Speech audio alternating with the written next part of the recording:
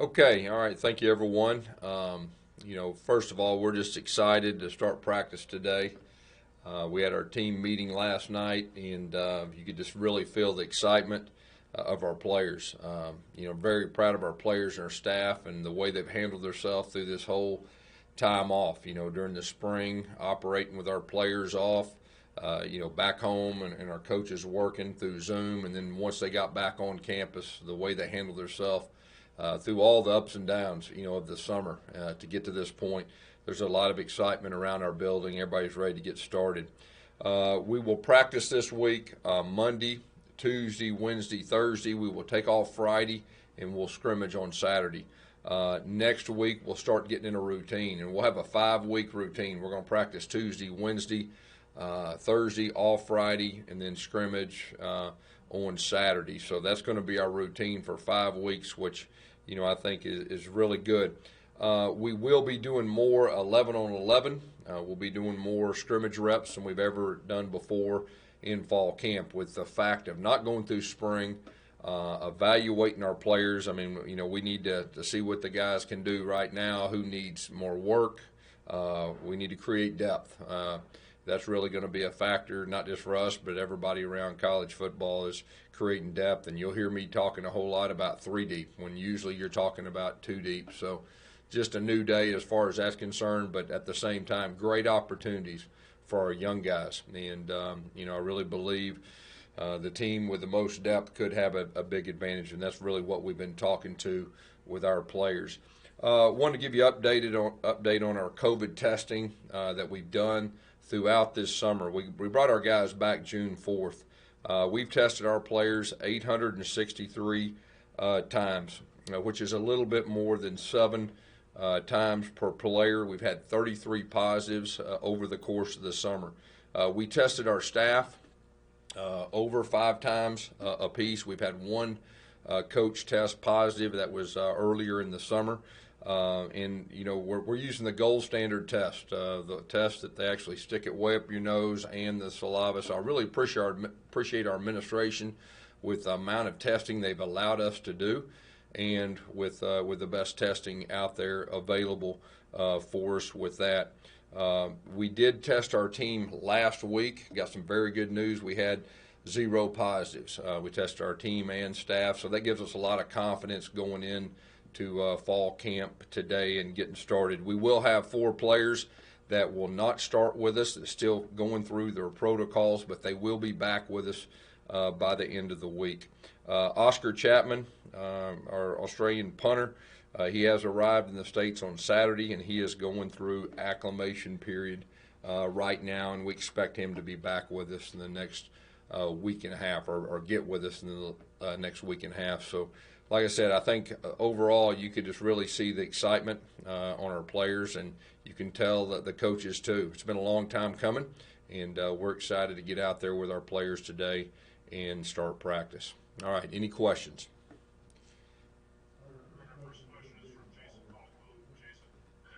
Gus, you talked about depth.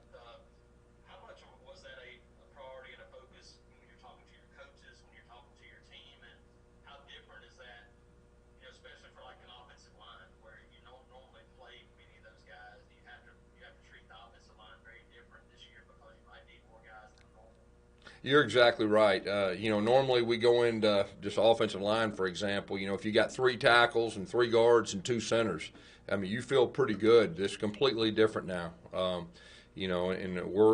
we've got to get our threes ready. And so with that, strategically, the way we're going to set up practice these next 5 weeks are for more reps, and we're going to get creative. And there's going to be times that we're going to have 2 separate fields going, okay, just to evaluate our player. Let them guys get more reps than they normally would, so we can evaluate them and get them ready to play. And at the same time, you got to be thinking about the coaches too. If you have a coach go down, you've got to have 2 play callers. You've got to have an assistant for an assistant. So, we'll be thinking about all those things in fall camp, and just getting us prepared. And, it's all going to be about being flexible. I mean, the teams that can overcome adversity and be flexible, and I think they're going to have a big advantage. Our next question is from Phil Marshall.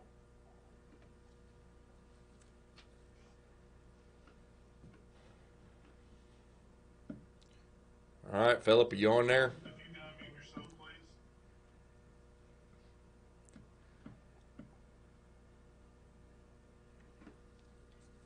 All right, can you hear me now? All right, there's Philip. Yep, the technology. There we go. It's almost too much for me, guys. Me too. Could you just, the last 5 months, how that, if it has it changed your approach? It just changed the way you look at things, having gone through what all of you going through? Yeah, it's been a definite, Philip, it's been a definite learning experience for everyone. It's the communication, just between our coaches to coach, our player to coach. We've got really good relationships. I think it's really brought us closer together. It has been interesting, and that's kind of what I was saying. It's finally good to go out there and actually start practice, and that's what players love to do.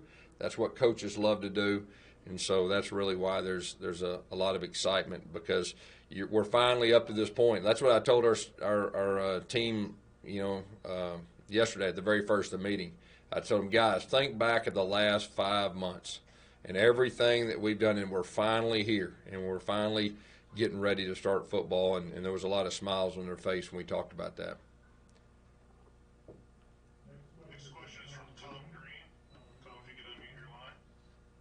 Hey Gus, I know Chandler and Trayvon both said they plan on opting out this season. Have any other players discussed with you opting out or the possibility of it? Not up to this point. They're the only two, and we definitely honor that. We respect that, and that was their decisions. But no, and if somebody else does, we'll feel the same way. But I've not been approached by anybody at this time.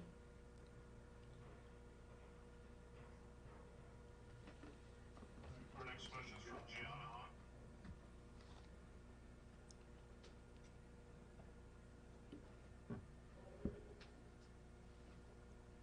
Hi guys, can you hear me? I can. Okay, sorry, I'm driving. You're driving down the road. Yep, I'm driving back to Auburn, so might have done a little on my research there. But the last time we spoke, we talked about listening to your players as far as the match and everything that was going on in the country. And since then, the NCAA has made some moves to allow players to express themselves a little bit more. I was wondering, how do you balance letting players express themselves with any conflicting messages they might want to promote with big pictures for your program?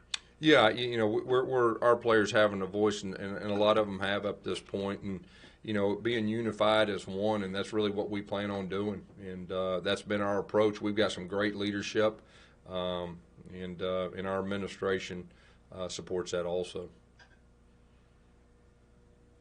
Next question comes from Josh Vitale.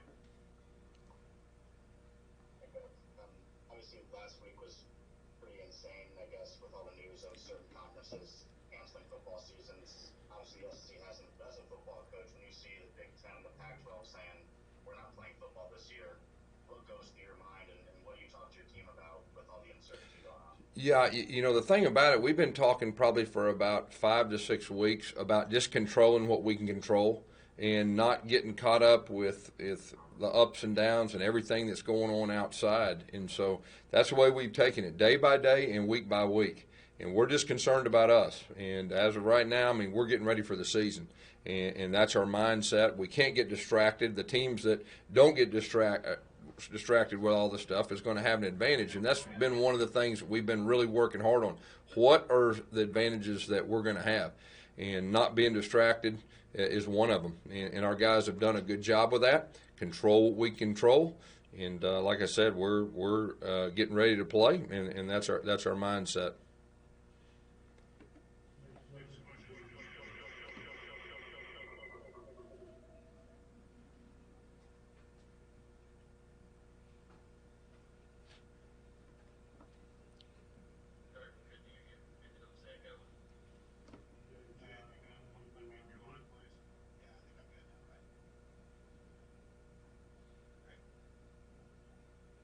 Gus, we're in unprecedented territory with the schedule.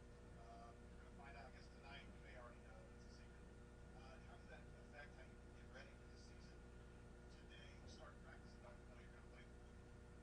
Yeah, this is a year about adjusting. The teams that adjust, and like I said, they're going to have an advantage. So, hey, it is what it is. We're going to figure out who we play the very first game later today. And our coaches will start working extremely hard, as far as that goes, and behind the scenes, and on off days, and just get prepared. And like I said, usually you go into the season and you've got the first three opponents broke down. So we'll be playing catch up, really fast, along with everybody in our conference in the next few weeks. Are you still in Montgomery? Okay. Yes. The next question is from Martin Murphy. Yes, with no football camp this year, with the 2 days and whatever, no spring practice, how big adjustment is that going to be to your team to get ready for the season? And also, has it impacted your ability to build team camaraderie? Because I know you normally do a lot of team building stuff early on.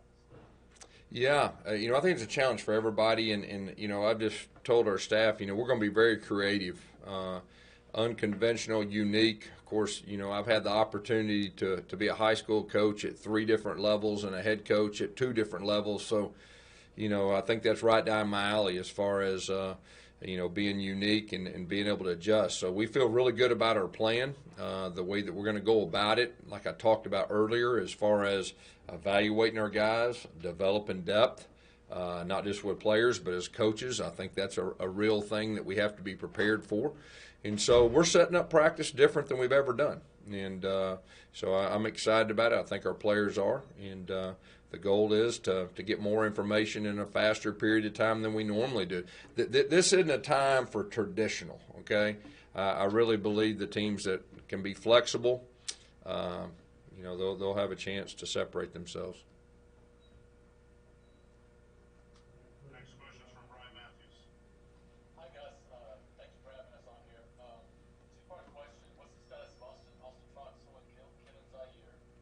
And what players are you looking at left tackle position? Could you sort of name the players you reached out to? Yeah, that's 2 of them right there, and then Jackson, Alec Jackson. And I'm gonna be honest with you, like, we have an idea, like the first 5 that are going out there. That has 0 to do with who we think starting. I mean, we've got a handful of guys, and I'd say multiple guys, 10 to 12, that I really feel like are truly fighting for starting spots up front. And, I know Coach Bicknell and Coach Morris are very open-minded. I've tried not to give them any kind of preconceived thoughts in the past about this and that. And let's let whoever is ready to play. And like I said, the big factor is developing depth. And the old days of 3 tackles and 3 guards and 2 centers, that's a day of the past as far as we're concerned.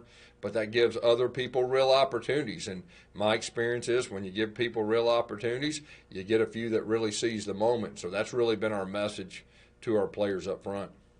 Are Troxel and Zaire, are they 100% ready to go? I think they're real close. I know Trox, he's ready to go. Killian, talking to him the other day, he thought he was getting really close to 100% too, and been cleared medically. So that's good. Next question comes from Nathan King. Hey, Gus. Hey, within the past few days, guys like Anthony Schwartz and Cam Stutz have been kind of vocal, talking about just maybe a little bit of frustration on campus, seeing other students not wearing masks, not adhering to protocols. What have your conversations kind of been like with your team recently about staying the course and doing everything that they can control as it relates to protocols on campus as students come back this week? Yeah, the thing about our team is they've done a lot this summer. They've done a lot of sacrifice, and we've learned through the process. I mean, there was a time in midsummer where we had quite a few of those 33 positives, and our team just came together and started being accountable to each other. When we're outside this building, we've done a really good job inside the building, but when we go outside this building, we've got to be responsible. I mean, we've been preaching to our guys about masks, social distance. Your circle's got to be very small who you're with, and our guys have done a super job with that. And I think because of the sacrifice that they've done to get here, and these guys want to play, and just hey, students, you're in it with us.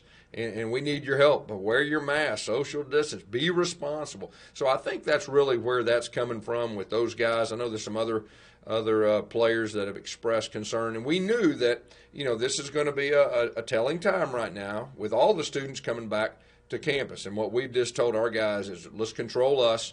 Most of our classes are going to be online, for our players, and so we're just doing everything we can to really stay self-isolated to protect our players so we have a good chance of playing the season.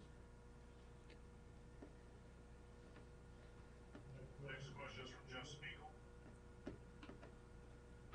That's how you doing? Hey, good, Jeff. While having this, I'm watching the Auburn game on the SEC network right now, and can't help but think about how much different our world is than a year ago. How much, and you've always appreciated the game of football, how much more do you appreciate it now? Yeah, I think that's a great question, and definitely appreciate what we have.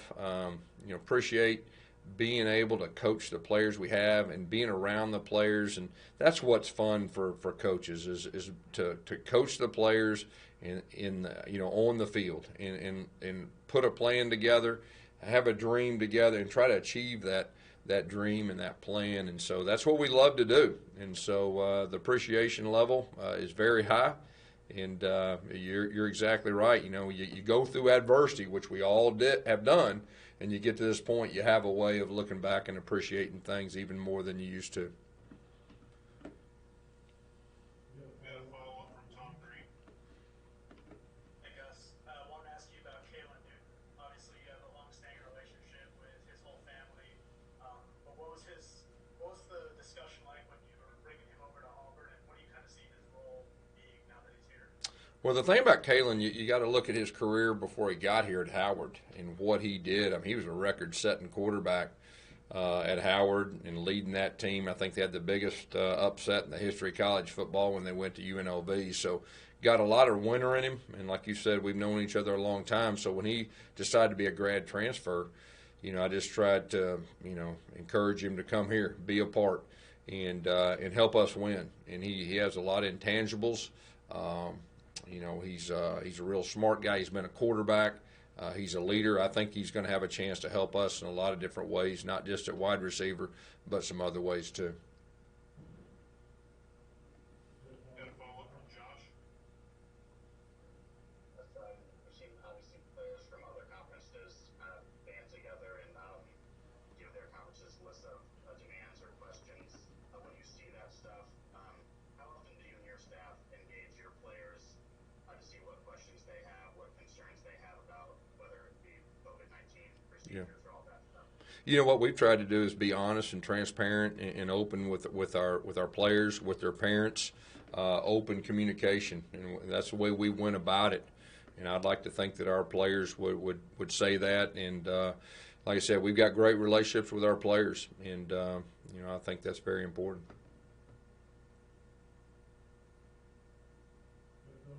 Follow-up from Philip Marshall.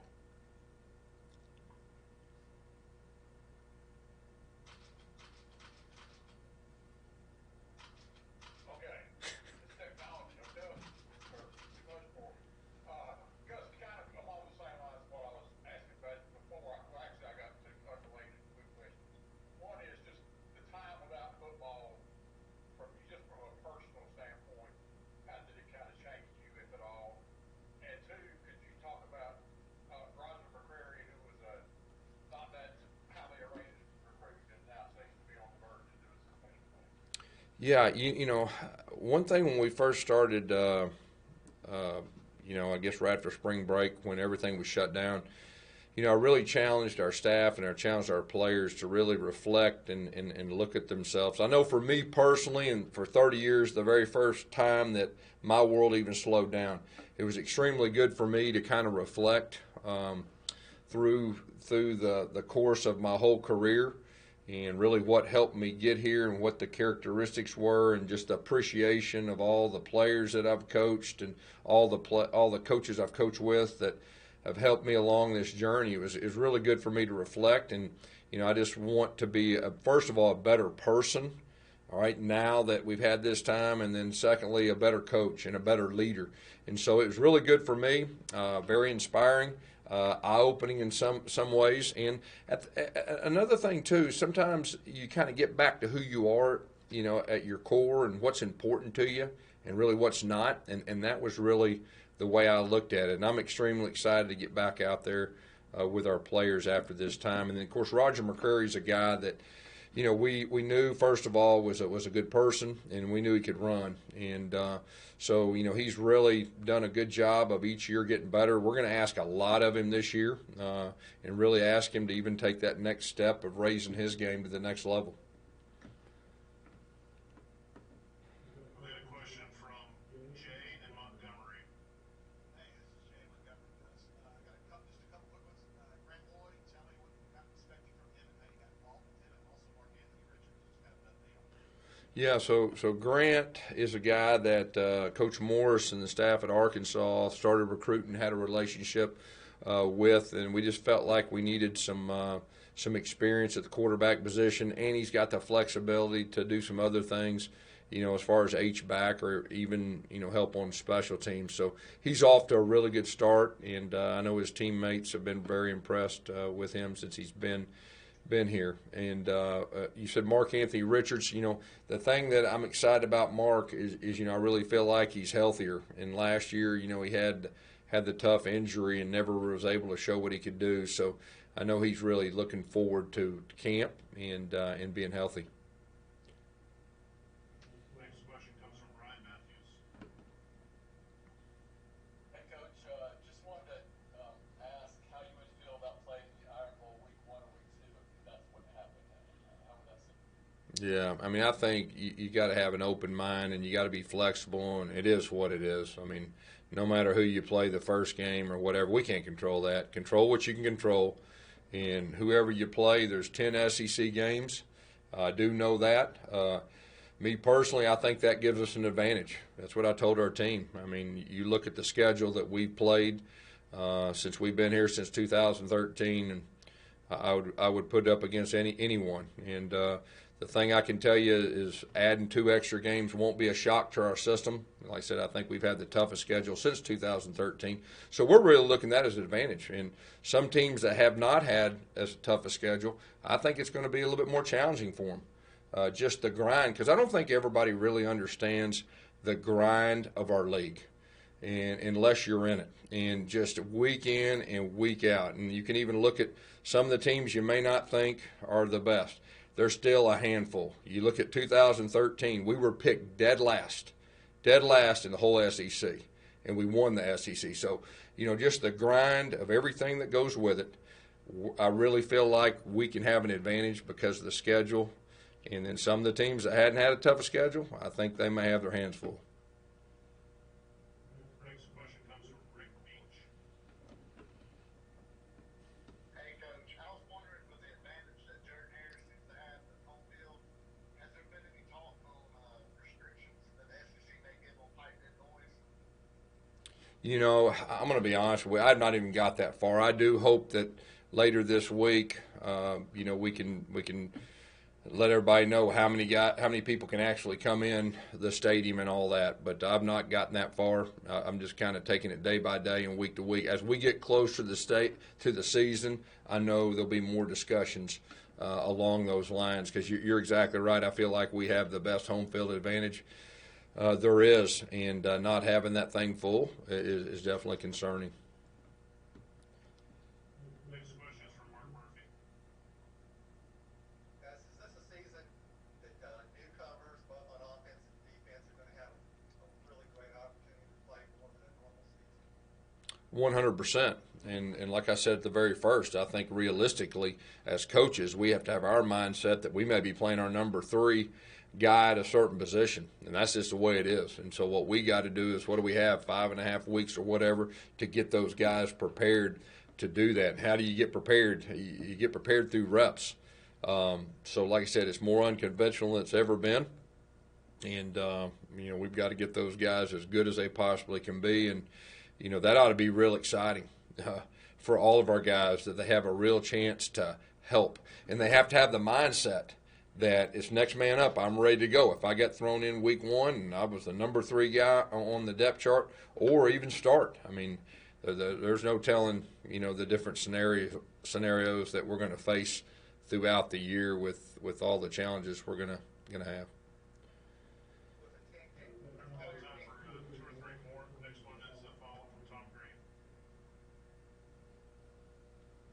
Hey, Gus, you mentioned the importance of depth just a second ago.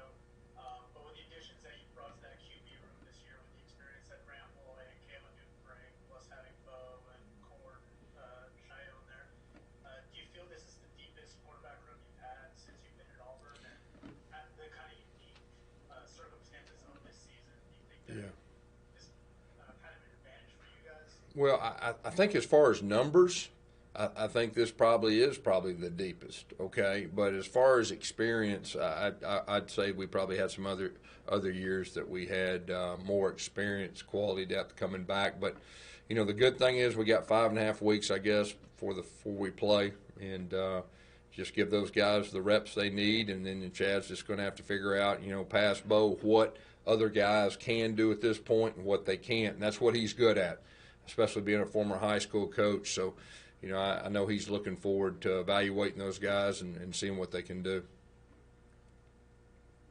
Next question is from Steve Ball.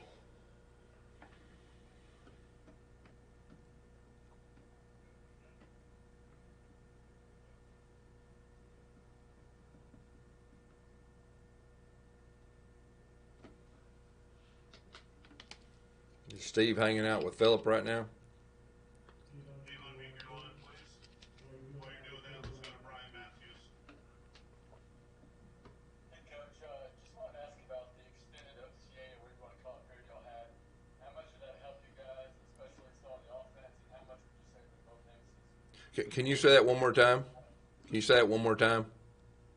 Yes, the extended period y'all had, I guess you call them OTAs, the workouts y'all were able to do. How much was Podex able to pick up the offense, and how much do you think he knows Chad Morris's scheme? Yeah, if you're talking about the walkthroughs, I think there's only, walkthrough's a walkthrough. So, I think you can get lined up, you can coach somebody up, you can talk about all the what ifs, but there's nothing like the real thing. And I think our guys in the next 2 days, even with helmet only, will probably learn more the next 2 days than they did the whole time during walkthrough. So I am glad that we had the walkthrough. I think every coach would say that. At least you get a chance to be out there with your players, and it's a new system. Even though there's a lot of similarities, new terminology, and all the nuances that are different. It was good for them in the walkthroughs. All right, we'll conclude today with one last question from Mark Murphy. Mark? Yeah, Gus, I know Chris Davis spoke to the team. Have you had anybody else do motivational type speaking? Is anybody else playing? Yeah, we had Nosa Igwe speak to our team this past week. Sammy Coates, he spoke to our team. Wes Byram, just really wanted to get some former guys off the 2010, 2013, and just talk about the characteristics of those teams, that were able to win a championship here at Auburn, because we're different. We're different than other schools. And I just really wanted our players to hear from those guys about what they felt like was important to success. And we've got a group of players that I think are hungry, and they were attentive, they were listening, they were asking them specific questions, and just trying to get any wisdom from them as they could. And so it's real encouraging. Those guys did a super job. Obviously, Chris talked to our team last night and just did a great job, and our players were very excited about it.